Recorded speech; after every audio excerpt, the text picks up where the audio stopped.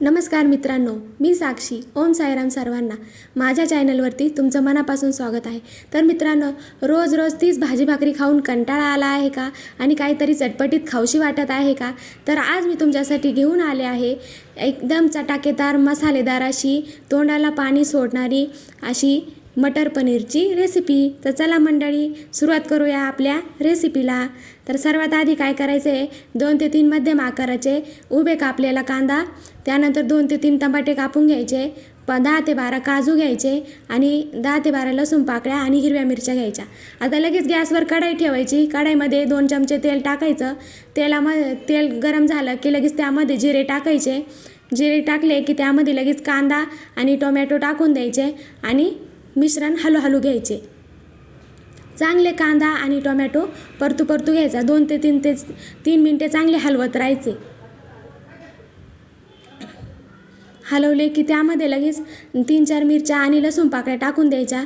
त्यानंतर 10-12 काजू घेतले ते पण टाकून घ्यायचे आणि ते पण मिक्स करून चांगले व्यवस्थित मिक्स करून घ्यायचे.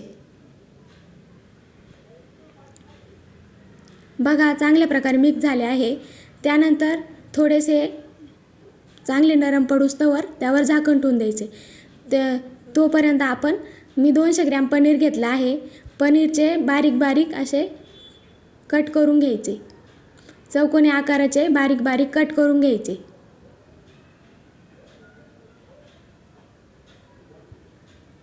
व्यवस्थित कापून घ्यायचं.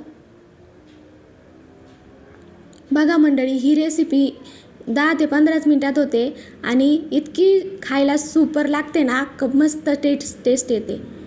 आता तव्यावर लगेच तेल गरम करायला टाकायचं आणि तेलामध्ये सर्व आपले पनीरचे तुकडे सोडून द्यायचे. एक एक करून सगळे पनीरचे तुकडे सोडून द्यायचे. चांगले मस्त ब्राऊन कलर येऊस्तवर चांगला भाजून घ्यायचे.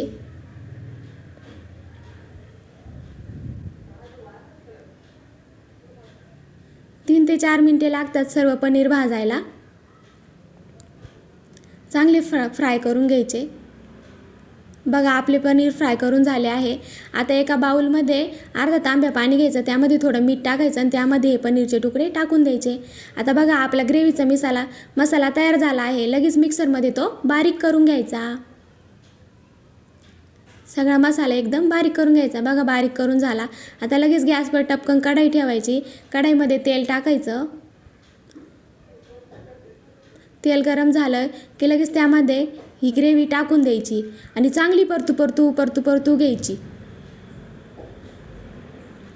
मस्त 2 ते 3 मिनटं चांगली परतू घ्यायची. त्यानंतर इथे काही मसाले घेतले आहे. 2 चमचे लाल मिरची पावडर, गरम मसाला, हळद पावडर आणि धने पावडर घेतलेली आहे. ते सगळे मसाले टाकून द्यायचे आणि ग्रेव्हीमध्ये पुन्हा 2 ते 3 मिनटे चांगले हलू घ्यायचे. बघा, मस्त आपला मसाला मिक्स झाला आहे. त्यामध्ये लगेच हिरवे मटार टाकून द्यायचे आणि पुन्हा मिक्स करून घ्यायचं. आता लगेच आपले पनीरचे तुकडे त्यामध्ये टाकून द्यायचे. पुन्हा मिक्स करून घ्यायचं.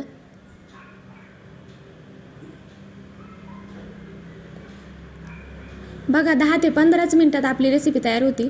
आता शेवटला काय करायचं, शाही पनीर मसाला घालायचा आणि चवीनुसार मीठ घालायचं. पुन्हा हलवून घ्यायचं आणि चांगली 1 ते 2 उकळी येऊपर्यंत तोपर्यंत आपल्या गरम गरम चपात्या करून घ्यायच्या. बघा, आपली उकळी आलेली आहे आणि आपल्या चपात्या पण रेडी झालेल्या आहे. मग इकडे तिकडे बघत नाही बसायचं. लगेच मस्त त्यावर हिरवी बारीक चिरलेली कोथिंबीर घालायची, भरपूर घालायची. बघा, किती छान भाजी दिसत आहे. आलं का नाही तोंडाला पाणी? तर तुम्ही घरी नक्की ट्राय करा. जर तुम्ही माझ्या चॅनलवर नवीन असाल आणि तुम्हाला रेसिपी आवडली असेल तर लाईक करा, चॅनलला सबस्क्राईब करा.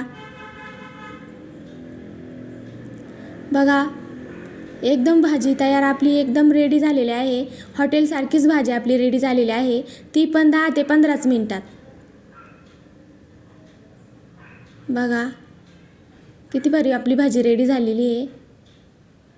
आता तर इकडं तिकडं बघत नाही बसायचं बरं का. लगेच आपल्या गरम गरम चपात्या झाल्या असतील तर लगेच ताट करायचं. बघा आता चपात्या ठेवून घ्यायच्या आणि लगेच पनीरची भाजी वाढून घ्यायची. पहिला आपल्या देवाला नैवेद्य दाखवून घ्यायचा आणि लगेच भाजीवर ताव मारायचं बरं का. आणि तुम्ही ही रेसिपी एकदा नक्की ट्राय करा. तुम्हाला आवडली असेल तर कमेंट करून नक्की सांगा. तुम्ही नक्की ट्राय करा. एकदम भारी लागते. आमच्या घरात तर खूप आवडते. सर्वजण खूप आवडीने खातात.